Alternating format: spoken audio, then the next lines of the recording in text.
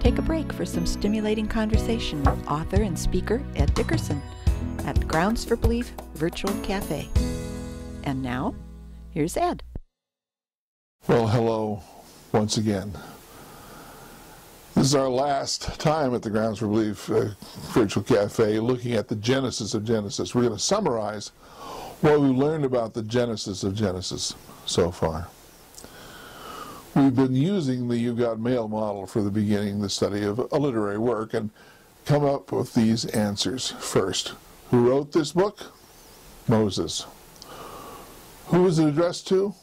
The Israelite slaves in Egypt. When was it probably written? Most likely during Moses' 40 years of exile. Where was it written? Where he was in Midian. What did he say? What is the kernel, the nut of this message of the whole book of Genesis? I believe it can be summarized: you were not meant to be slaves. Why was it written? To prepare them to leave captivity. And finally, why was this specific passage, the creation narrative, written? We said a creation narrative defines the relationships between God and the creation, between God and man, and between man and creation. These are foundational relationships. Get one wrong and the others will be weakened or misunderstood. Any structure, whether it's a building of wood, brick, and stone, or a model of reality built on logic and reason, is only as sound as its foundation. The Leaning Tower of Pisa has been in almost continual danger of collapse for most of its more than 800 years of existence because its foundation is weak. We often hear how similar ancient creation narratives are. In fact, we are often told that the Genesis creation narrative is only one among many similar ones. Specifically, the Babylonian narrative known as the Enuma Elish. One startling difference is simply the length. Genesis 1 contains fewer than 800 words in English.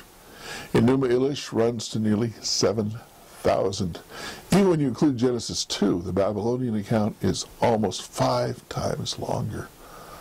That'll become important later on as we study in the next series. This is the last in the series of videos called the Genesis of Genesis. These 6 videos have built the foundation for exploring those first 2 chapters of Genesis.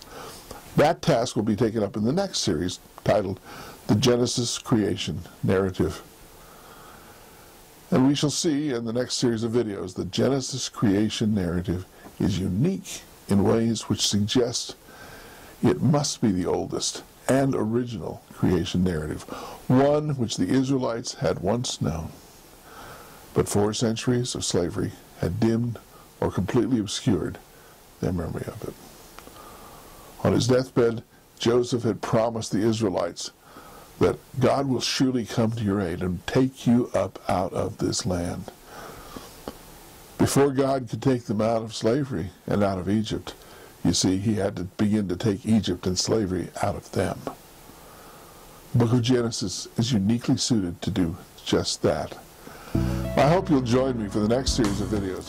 Until then, remember, God doesn't ask us to follow him out of blind faith, but rather in his word, in his world, and in our lives, he has given us more than abundant grounds for belief.